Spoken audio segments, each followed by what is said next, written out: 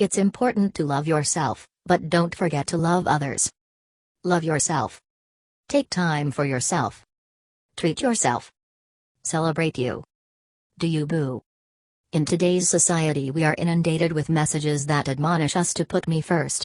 And while it is very important to love, accept and appreciate yourself to ensure your mental and emotional well-being are in order, it is equally important to not to become a conceited, self-absorbed nincompoop. Learning how to love yourself is key to being able to love others. Establishing healthy relationships requires that the individuals in the relationship be healthy. Part of liking yourself involves recognizing your own good qualities, accepting your strengths and weaknesses, and being okay with who you are, flaws and all.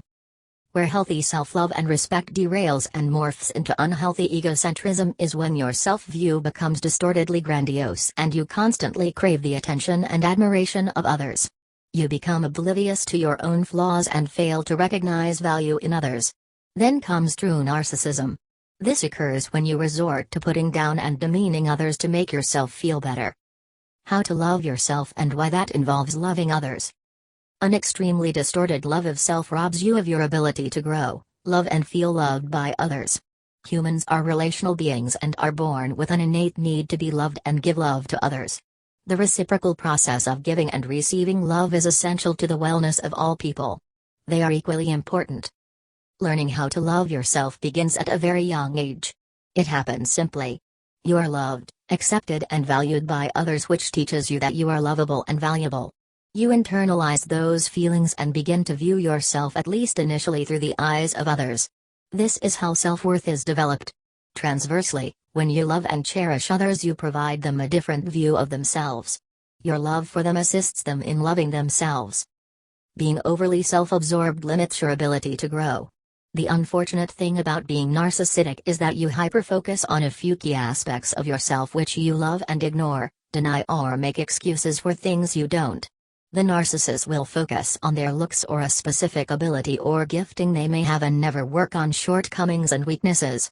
This stunts their emotional growth. Even worse, those with an inflated view of themselves often criticize and put others down to ensure their inflated ego remains intact. This is the ugly side of distorted self-love. Mistreatment, contempt and disregard for others are byproducts of extreme vanity.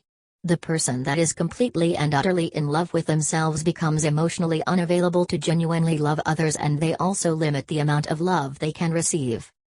One of the purest signs that you possess a healthy amount of self-appreciation is in your ability to choose to put others first and to genuinely love another human being.